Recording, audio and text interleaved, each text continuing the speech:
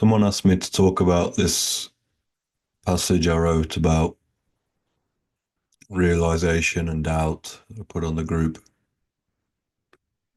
I'll just read it out again. Genuine realization puts an end to doubt for good. The recognition of our natural state is not something that we need to verify with anybody else. When we perceive that, it will be the most real thing that we have ever experienced. There will be no questions because all questions arise from the personal mind, and the personal mind is negated whenever we perceive the natural state. Genuine realization produces an amazing twofold clarity. We know exactly who we are and we know exactly what to do in each moment. This clarity brings the two modes of being and doing into one smooth flow. No problem, issue, or conflict can survive in the brightness of this clarity. This clarity comes from the natural light of existence, which always rests beyond the personal, apparently separate mind. Yes, very nice passage, this one. Some of them just work. They flow out kind of seamlessly as well. Some of them are a bit more raggedy. The speech is even worse. That's why making these Avadhutam books, I only use these little succinct writings from these posts instead of all this talking that I do on here, because all of them are reasonably crisp. Um, this one will probably end up in Avadhutam 3. I know. But anyway, let's have a look at this bit by bit. So, genuine realization puts an end to doubt for good. So, realization is the probably the reason this realization word came into being when talking about spiritual matters and awakening and stuff is from this Sanskrit word Atma Sakshatkara, which means realization, or Sakshatkara means realization, recognition, witnessing of Atma, which is the soul, the real the real soul, the true self, which is not limited or by a mind or an ordinary self-identity or a name or any kind of conditioning. It's the pure um, presence of self. So realization, I think, comes from that term. It's realizing who we are, actually, on the most substantial level. I mean, we are also, we manifest ourselves. We can manifest ourselves through wisdom or ignorance. We can manifest ourselves through love and hate. All of this is still a part of us, but it's this also what I wrote about Purusha and Prakriti the other day, about the soul and the essence and the expression. Um, Essence can express itself however it wishes to express itself, but as long as it's rooted in knowledge of its own self, I am the essence of this expression. I'm not these little bits and pieces, these fragmented pieces of this expression. I am the one who is dancing as all of this. As long as we know ourselves as that, there's no problem. Like even in the lives of great saints and sages, we can see a lot of different suffering, a lot of rough situations, but it doesn't matter. They know themselves as the essence. It doesn't even matter. I mean, Ramana Maharishi, I think, when someone asked him about his uh, the pain he was experiencing when he had cancer, I think he just laughed, as if to say, "What pain?" or "Pain for who?" This disposable body. So, and also this post I wrote earlier as well about the nature of sages as well. Sages come in all kinds of shapes and forms. They can appear anyway. They can appear peaceful. They can appear wrathful. They can appear in any way that they um, want to appear because they're not lost in the um, expression. They don't really they don't really care about the expression. Kind of this life of realization. It's more like one discovers the soul, one gets more and more and more anchored in that. The more one gets anchored in that, the more one ceases to be too concerned about the body, the personality, the story of the life. One kind of just loses oneself in that. And what happens then is that the this exterior life, this story that we have to live out in the world, it just happens by itself. It just happens absolutely automatically. And this automatic nature of this thing comes from this smooth flow that I talk about later in this passage. So genuine realization puts an end to doubt for good. Why does it put an end to doubt? What's doubt? Why do we doubt? For me, doubt is conflict. It's tension in the mind. It's a tension, it's a conflict between two or more ideas right in the mind. Like you can't have doubt has to have something that it's against. You can't just have doubt on its own. Right. It has to be two for there to be doubt. And usually we have doubt. One part of us tells us that something is like this, and maybe this is the right course of action then. And another part of us tells us that no, this is how it is, and maybe we should do this. Point is, in realization and beyond realization, full establishment, there's no this two parts of us. This is also what Mohanji means when he talks about becoming a unit. Unit is just one. It's not fragmented. It's not split into two. It's not split into three. It's one. Maybe it can project itself into million pieces if it wants, but still it knows itself.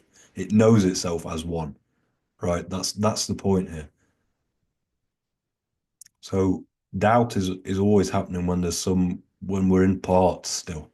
There's different warring, battling parts of us, right?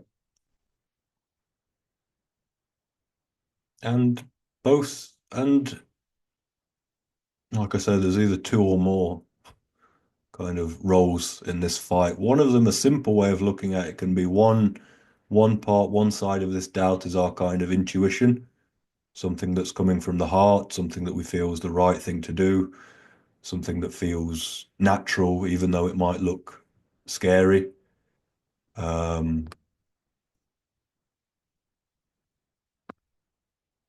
Someone's telling me that the connection didn't work. What's up with that? Maybe somebody, if there's something wrong, maybe someone can say something to them in the group. I don't know. Everyone else is connected all right. Anyway, what was I saying? So usually this doubt, it can often be against, we have a natural feeling to do something, but then we have fear. Okay, fear fights against that, or conditioning fights against that, or fear of what others may think goes against that, right? Or these all these other voices that we've accumulated. Parents' voices, families' voices, friends' voices, culture's voices, gurus' voices, all of these different voices, right? So often this can be a battle. We can have a war between this kind of conditioned voice or conditioned voices and this kind of little squeak, this little whisper within ourselves, which is trying to point us in a kind of natural direction. So how this works is that when we directly recognize the self or the nature of our existence, or even as we begin to get more and more, we begin to get a deeper feel for it. This has to, has to manifest through this greater clarity and this greater confidence in this kind of, whatever you want to call it, intuition, listening to the heart, whatever you want to call it, because that, whatever you want to call it, intuition, going from the heart, natural flow, that is the expression. That is the expression of this self we talk about. We always talk about the self, Atma, Brahman, God, whatever you want to call it. It's a very abstract thing, very seemingly untouchable thing. We talk about it in hushed whispers. People in India in these tourist hotspots gather in tea shops to talk about how they might have glimpsed it once in a blue moon, or how they've already established in it and now they're setting up shop as a guru, right? That's the essence of it. And that is, very like that. It's like you can't describe it, water can't wet it, fire can't burn it. It is like that. But the way that that expresses itself, the way that communicates itself is through this intuition or feeling from the heart or feeling what's natural and what feels right or what feels in tune with our conscience. Right. So these two things, these two sides of this coin, again, Purusha Prakriti, Shiva Shakti, if you want to call it like this as well. Essence, what I am, essence, and expression, what I do, how I do, action, what happens, what appears to happen, these things. These things have to come together. They have to move together. They have to develop together. Right. So that's why I've said genuine realization means full, you know who you are in every moment. Right. So when that's there, it means that conditioned mind has been totally subdued. When that conditioned mind is totally subdued and dismantled, then there's no fight to be had anymore. The that conditioned mind is finished. So all that's left in terms of activity, how you act, how you navigate life is just this. It's just this feeling. It's just this feeling of what's right to do. What's the next thing to do. For instance, this is how I navigate life as well. For instance, doing these sessions and stuff, I still feel like doing these sessions. I don't need a reason for it. I don't need an explanation. I can go in and I can ask myself, do I feel like doing this session today? And the answer just comes back from whatever you want to call it. The soul answer comes back, yes, it's happening. That's it. There's no explanation. There's no why. There's no, oh, I'm doing this to help people. Oh, I'm doing this because I've got something important to say. Or I'm doing this to give a teaching.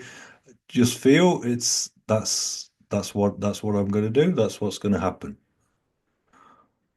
Likewise, for me, it's the same thing whether it comes to this kind of thing or whether it comes to mundane kind of things. I can think, okay, what am I going to eat tonight? And mine can toss up a few ideas, and eventually something will come up, and I think, yeah, that's that's a good idea, and I'll do it. And there's no real there's no there's no real arguing on these fronts. There's no real doubt or anything like that. Everything is extremely clear because there's none of this kind of conditioned battle in the mind. Even on a simple thing like that, maybe if I had the idea, oh, but maybe I shouldn't eat that, maybe I should eat this because this has less fat in it or whatever. Some people can have these kind of battles within the mind. But all of these ideas just get thrown out the window. You just do what feels right in each moment, and life goes on very, very simply like that. So definitely this knowing the going deeper into ourselves, finally discovering who we really are, it acts in the world, it speaks in the world, it moves in the world through this clarity about what we're doing. And it can be incredibly, incredibly mundane as well. Like I've been a bit cold recently, a bit chilly here, and I wanted to buy like an extra this blanket or throw, if you want to call it that. And I went to a shop the other day to buy one, and there was about 10, maybe 12 different colors there. And I was looking at all of these, and I knew, no, no, no, no, no, no, no, no, no. This, and I saw one. There was just one left. I said, that is the only one I could possibly buy. That color. And I don't know why. I don't know if it matches other stuff that I've got, but for some reason it went like that. So so it goes it goes through the whole of life, this thing, you know, this clarity about what's to be done, what's not to be done. And again, like I said on the group also, it's not an all or nothing thing. That okay, I've recognized the self now. I'm the Lord of clarity, the Lord of picking out just the right colored blanket. No, it's bit by bit. It's the more we go on this path, the more natural we become, the more we connect to ourselves. We get clearer. We get more direct. We get better at seeing, yes, this is the fearful part of my mind, or looking, this is my mother's voice. This is my father's voice talking. This is not me. This is my culture's voice talking, not me. We get clearer about this, and we learn to separate the wheat from the chaff in this way. You know, this is what it means, discrimination. Viveka, I think it's called in Sanskrit. You are discriminating within yourself between flows of thinking that are more or less true. I mean, everything is there, everything is appearing, but one part of you, when you do it, you feel right, you feel connected to yourself, you feel honest, you feel like you're being true to yourself.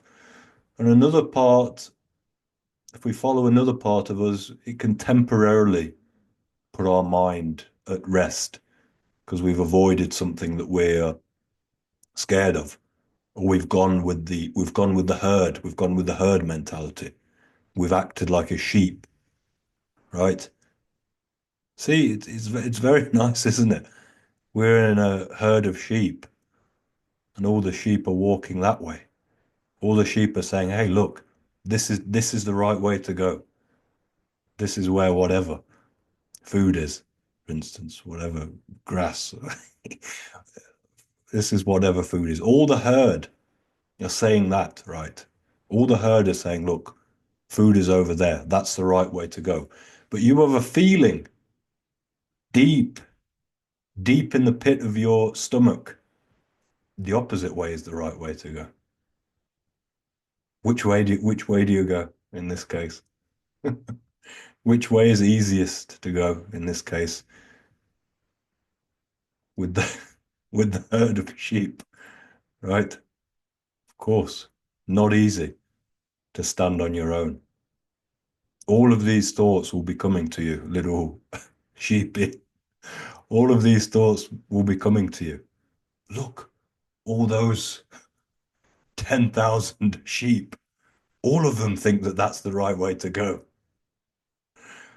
And look, just little me thinks that this is the right way to go. Well, look, this 10,000 sheep, maybe they've got one stupid one that's kind of assertive. He's kind of stupid, but he's also kind of a loudmouth. We all know these kind of people, and he's saying that that's the way to go. And the other, whatever, 9,999 sheep are just kind of followers, are just kind of weak-willed followers. So nobody's saying that all these sheep are right. Again, often this sheep and often with life, these currents, these flows in life of what people do, what they people follow, what people do and don't do.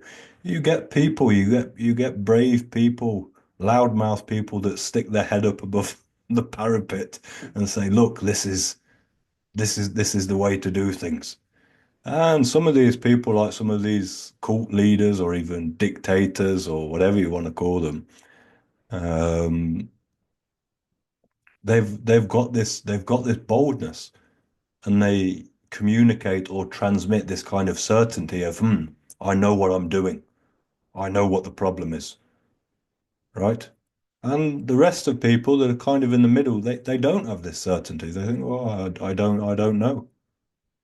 And people who don't have that clarity about themselves, they don't know themselves, they don't know their own minds, they don't know what they think. These people usually look to follow a herd. People they usually look to follow somebody who projects more and more and more clarity. But look, look at the disasters that this has led to, right? We think that all of the people that when we had this, whatever, you want to go back into kind of canonical examples like this Holocaust during World War II. You think all of these people that were in the army, this Gestapo, this SS, or just the people in the community that kind of went along with it, you think all of these people were kind of um, this kind of hardcore right wing to the bone people that were set on ethnic cleansing and they were all equally like that? Or do you think there was just a few people that were very much along that train of thought, and they were very convincing. And there was a lot of other people that were dispossessed, that were, you know, miserable, that were lost, that were looking for something to believe in, looking for something to blame, right? This is how it goes. This is how it goes. So, and look at the disasters that these things can lead to when people just follow. When people, instead of saying, look, I feel that this is right, they just go with the majority. So we have to look at our own minds like this, that we have got all of these voices within us. We have got all of these elements of conditioning within us, and they've all come from the outside, all of them. And they'll all have arguments. They'll all have their reasons why we should follow this and that flow of action. But in terms of these things, you have to know the ones that have the most arguments, the ones that have the most reasons, are usually the ones based on conditioning. This movement of the heart, this intuition that comes right from the soul, like an arrow, it doesn't argue. As I was just telling you, this, okay, my idea, okay, I keep doing sessions. I don't know why I do. It's a direct order from the soul.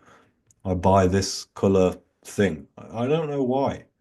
I can go back and retroactively analyze it, like, oh, maybe it was because of this, because of that, or um, you know, it doesn't matter. We don't know. So this we can usually see when we look inside ourselves that the instruction of the soul, it's usually it doesn't need to argue, right? Just like sage doesn't need to come out and say, look, I'm the self, I'm reality, I'm consciousness. I'm not going to use the word I anymore because there's no I. I'm not going to use I'm not going to use my name anymore because I'm not my name.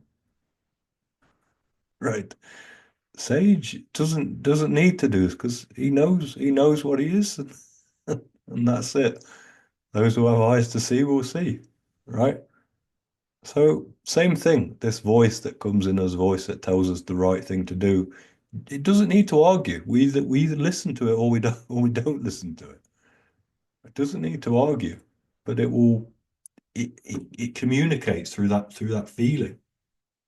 And we can have this. We can go in a certain direction in life that's come from the mind, that's come from conditioning, and initially we may have thought that another direction might have been good to go in. And we feel that we just get, the more we go in this other direction that's come from our conditioning, that's fear-based, we feel that the more we go in this direction, the heavier and heavier and heavier and heavier we feel, more disconnected. And that original idea, that original impulse from the heart, it stays in us.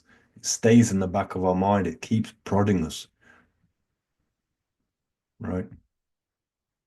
So this is all there. So this, when we talk about genuine realization, yeah, it eventually eliminates. It eliminates that conditioned side of the mind, and then all that's left is the flow of that realized state. And the flow of that realized state is interesting because it's not based on any known, knowable, learnt, taught pattern or idea. You know, when nature unfolded everything, universes, galaxies, down to the flora and fauna here, when nature unfolded through this, whether you believe it created or evolved or whatever, when it unfolded all this, did it use some model? Did it use some teachings from somebody else? Or was it like a just a spontaneous outpouring of creativity? These are also the two modes of functioning in life. Is our actions, is our decisions, is what we say, is what we think, is what we do. Is this second-hand stuff? Is this stuff that we've just heard? Is this stuff that we've just picked up? Is this stuff that we've just been programmed with? Or is this something that comes from deep, deep, deep, deep, deep within us? You know, when something comes from really deep within us, the way we communicate that and the way we stand behind our decisions, the way we stand behind what we do will be extremely powerful. When does the power come? When there's no division. Imagine an army with a division in it, right? Half of the army want to go and slaughter the enemy, rip them all to pieces, and the other army isn't sure. Other side of the army, sorry, the other half of the army isn't sure. What's going to happen to this army? It's going to be vanquished. If the other army is a little bit more focused and clear, that army will be vanquished. That's why the phrase comes, divide and conquer, right?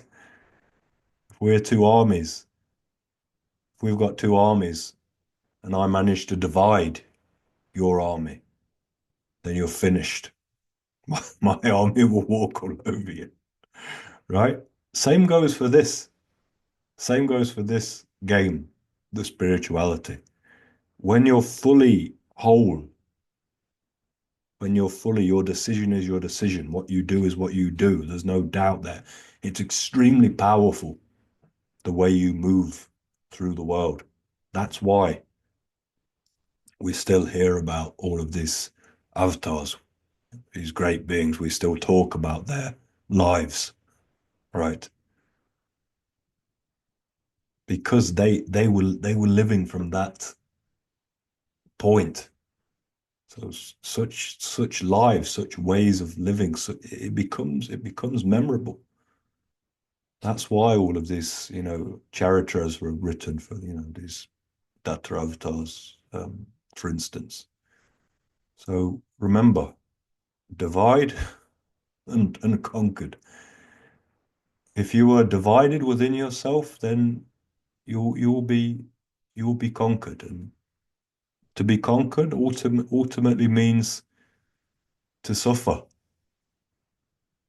you know, to suffer, to be miserable, to be congested, to be contracted, to be tense, and all of the other negative emotions that these things lead to. That's the conquering, right? Because there's no when we know what we are, who we are, there's no need for suffering in life. There's no problem, really, right? So this conquering is already already happened, right? Some days we're going to feel like more conquered. Some days we might feel like the mind has really got the better of us. Other days we might feel that we put up a better fight. You know, it goes on. It goes on like this. That's why we have to be attentive. We have to be attentive to the way that the mind is having its way, that the patterns are playing out without interruption, without being challenged, without us being aware of them. Just going like a broken record, like that. I'm not saying that suddenly you're just going to stop these things in one day, or you can just vanquish these things like that. No, you become aware of them. You become aware of how they work, how they operate, and that is the fight.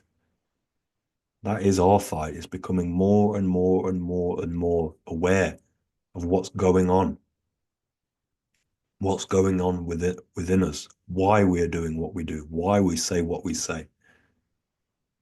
Right.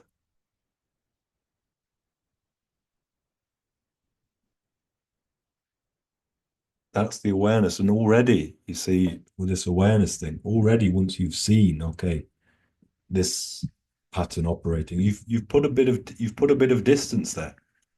There's some there's some air within it, right?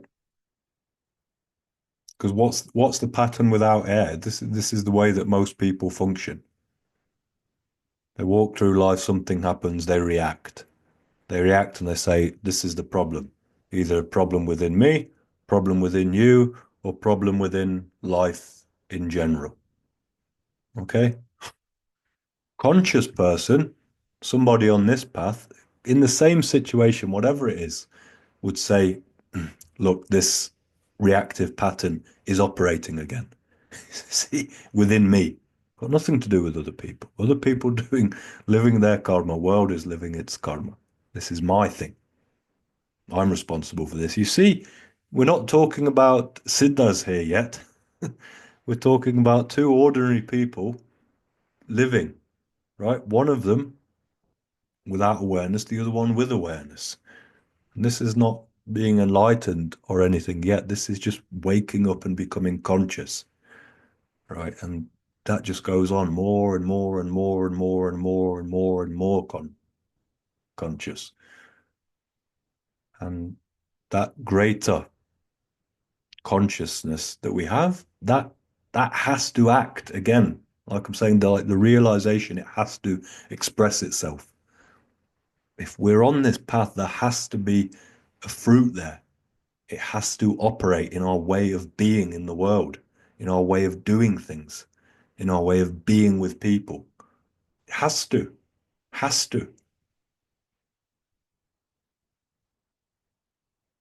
Because look, even these two scenarios I've just pointed out. First person thinks, okay, this and that has happened. This person is being a problem, right? The other person has the same situation, and he says, the other person is not the problem. It's my pattern is reacting, is kicking up again. You can see Imagine how different the action is going to be. This person might go and slap the other person, right? Whether physically, verbally, energetically, or whatever. Other person's not going to slap anybody, right? Something might slip out if he's not watching himself, right? Or nothing might slip out. But you see that that awareness transforms the action. And so this should be all over like this. Okay.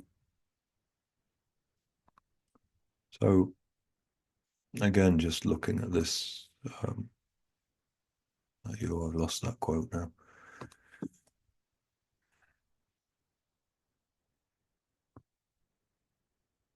I hope this is making sense. If anyone wants me to clarify anything else a bit more, you can write me in the chat. Yeah, this was the other point here about this the recognition of our natural state is not something we need to verify with anybody else. When we perceive that, it'll be the most real thing we've ever. There'll be no questions. Yeah. So this is another thing as well. Actually, is that you know when we recognize who we are, it like I said, I've explained it as well as I can. It's the most real thing ever.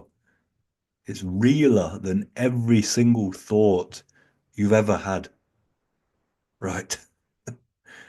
You you know you've connected to something which is truer than every thought you've ever had, every concept you've ever had, every emotion you've ever had. And that genuine realization, recognition, you don't need to verify it with anybody.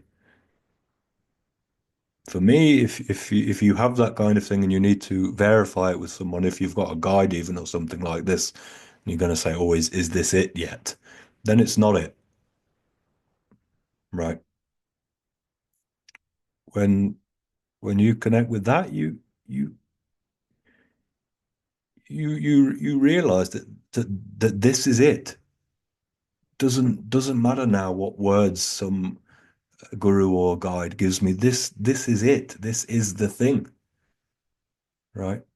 So from that point, you don't need to listen to anybody talking about truth or talking about reality or talking about life anymore after that, because you've got it, and from that, you've reached the source of this natural flow. You've reached the source of the heart. You've reached the source of intuition, right?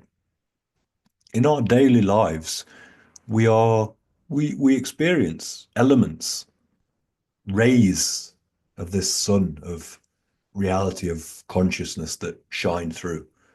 These intuitions that we have that which are kind of turn out to be very liberating when we're fearless, when we're kind, when we accept. These rays come through and we pick them up. Okay, also when we meditate or something, where we sit with a guide, or when we, read some powerful book or something, we can feel waves of bliss or whatever, or well-being or mirth. Again, these are waves coming. These are waves emanating out from that sun, right? But the recognition, the self-realization is you know the source then. You know the source of all of those rays. You know the source of that santosha. You know the source of that contentment, that bliss. You know the source of that intuition that comes to you that tells you to go this way and not that way, right? So then everything becomes very clear. And not to say that mind will not still hang about after awakening. Mind is, in my case anyway, mind was still there. And you have to keep getting deeper and deeper and deeper and more and more anchored in that self-realized state. And then it just gets deeper and deeper and deeper and deeper and deeper. And the action gets more and more and more and more smooth. What's smooth action? Smooth action is action without doubt, right? Because then in each moment. You go into a situation, you know what's to be done. Because there's only one voice now within you, right? No longer there's two voices, three voices, four voices. There's just one voice in you now. When you go in, when you wake up in the morning, when you go into situations, that voice speaks. And it's not even like that it speaks verbally, even through thoughts. It becomes so quick and so smooth that you just do everything. You're not even thinking. You just do everything, even things that might seem like big decisions that you're faced with. Still, even those things you just make with the click of your fingers and you go and do it. So everything's become very, very, very smooth then. And when your action and activity is like this, it's smooth. It all becomes even, right? Everything becomes the same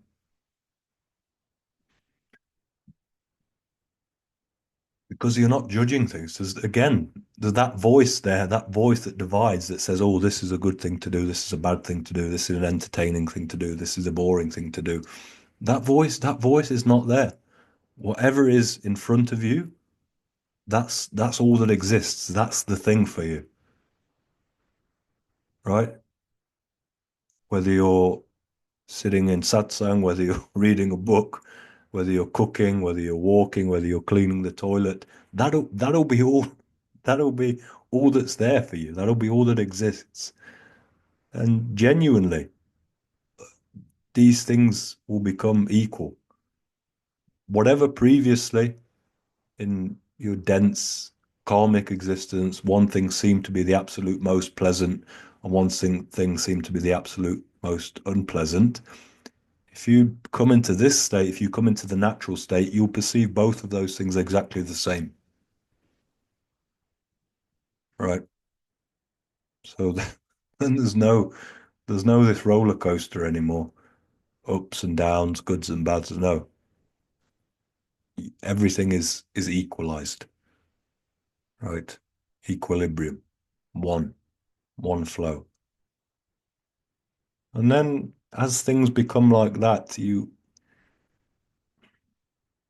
this the movement, the moving aspect of life, the appearing, the expression, the prakriti, the shakti, whatever you want to call it, the moving aspect and the essence, you just see that they are one.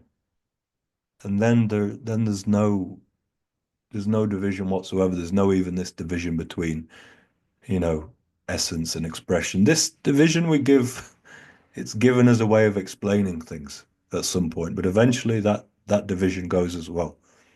Just like also division we give earlier on about witnessing and witnessed.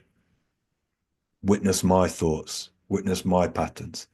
Again, this is an example we give. Later, there's no witness and witnessed. It's you are that. You are whatever is happening. You can't divide yourself against it. But anyway, that's later on.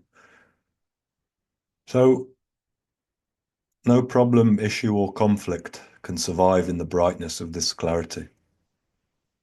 So yeah, and this is the clarity that dispels, that removes that conditioned side of the mind.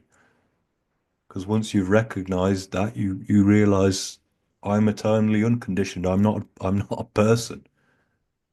I don't belong to any culture. I don't belong to any community. I'm not anybody's son. I'm not anybody's daughter. I'm not anybody's husband or wife. Right. Fine. A body is there and a body plays these roles. But you who you really know you are, you know that you are not in any of these roles. Right. What does that mean? It means all of this conditioning no longer sticks to you anymore. You no longer feel it. Out of habit, the body and personality may still act through some of these um, impulses which come from that conditioning. Right? Somebody who's born, um, Hindu or whatever, and has done some whatever rituals, pujas, Sandhya Vandanam or whatever every day of their life for 50 years, and one day they get um, awakened, probably the next day they're probably going to get up and still do their rituals, right? They'll know that it doesn't matter whether I do these rituals or don't do these rituals. They'll know nothing really matters, but still it's there. It'll carry on. Likewise, somebody like me who's born in no religious background or whatever, if you try to get me to do this rituals every day, it's like trying to put a, square, round pole, what was it? Square peg in a round hole. It just it just it's just unnatural and it doesn't stick. Okay. Hence hence why I'm not priest anymore, right? Because doesn't stick. I've got my own ways of being. But the point is that these things may still play out on the level of the body, but the important point is that they won't be a cause for suffering in any way, shape, or form. Right. Previously, our habits, our likes and dislikes, what we like doing, what we don't like doing, what we, typically do, who we typically talk to and stuff. These things are all very important for us. These things are all very meaningful for us. If this thing happens, oh, it's great. I'm going to have a good day. If this thing happens bad, I'm going to have a bad day. These things are all very meaningful and important for us. When we get realized that the shell of these things still might work. You go into a supermarket, you go, okay, for the same things, for the same meals. You use the same words, you communicate maybe in a similar kind of way. But when these things change and there's alterations and things happen in life, things come, things go, you won't be bothered. Okay? So big difference there. So that's pretty much it. That's pretty much it on this topic. I don't know if anyone else wants me to go into anything else or if it's all clear. But the most important thing, I don't want it to be a kind of um, black and white thing. Um, this is all gradual because the self, reality, consciousness, atma, whatever, it's always there. It's always shining within us, or else we wouldn't be here otherwise. We wouldn't be awake, we wouldn't be breathing. It's always here. And its rays are coming through, right? Definitely, if those rays weren't coming through to some degree, you wouldn't be sitting in a talk like this, right? 100%, right? Because very uninteresting otherwise. Its rays are coming through, and we have to learn, feel, to recognize these rays of truth within us, and we have to catch a hold of these rays, these true parts of ourselves. This can be something that we like doing, something that feels natural, feels important for us. This can be somebody or something or a path that we feel true to connect to. Right. This can be any number of decisions through the course of the day, but we have to get that feeling for what's coming from that true part of ourselves. And on the other hand, we have to get sensitive to seeing where other currents are coming from. We don't need to paint other currents as bad or as like, oh, we need to get rid of them. No, we have to see them. This is the key thing. Viveka, discrimination. We have to know which is which. When this argument is happening between two, three, four parts of the mind, we have to know who is arguing here. When we have these voices come within us, whose voice is this? Is this the voice of the soul, or this is the voice of this or that person? This, this, this has to happen. This is the path. And every moment we can be doing this. because every moment something is happening. Even if nothing's happening, the mind is doing something. Someone's speaking in the mind. I'm not trying to send everybody schizophrenic here, right? But one part of us is expressing itself in the mind. What's that thing? What's that thing expressing itself? Right? Is that one of these rays coming from the absolute? Or has it come from this or that, or is it fear-based, or what is it? So as our awareness increases of all these things, and we're switched on in each moment, we're switched on to this, right? It's not like, okay, I do it one day and I don't do it the next day. No, every moment we're switched on, we're awake, we're aware, we're vigilant for these different currents within ourselves. And then again, we apply these principles as well, acceptance, awareness. Okay, this flow has come, this thing is happening. Am I going to do something about it?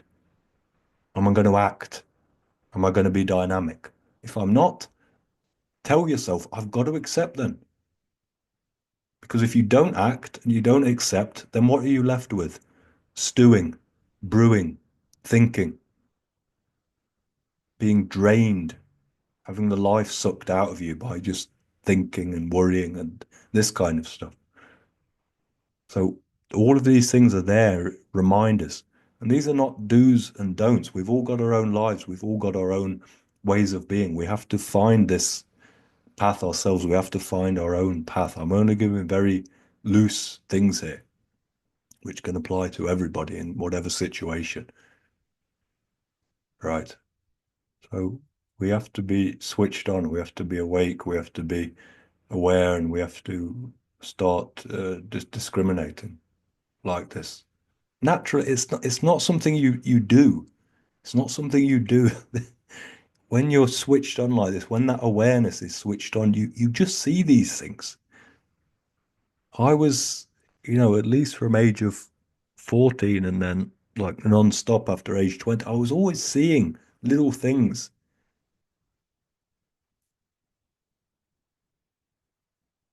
Well, not seeing anything special, not seeing the self yet, not seeing the absolute yet, seeing things about me, seeing things about my patterns, my conditioning, how am I functioning? And then getting these intuitions, catching hold of one of these rays of light and getting this intuitions about what reality actually is, what consciousness actually is, what what allows me to harmonize with that consciousness. All these little things were coming to me. I'm not special. This is not a mystical thing. It just happens when this awareness starts to come to the surface. Right. I have said all that I want to say, all that I'm prepared to say.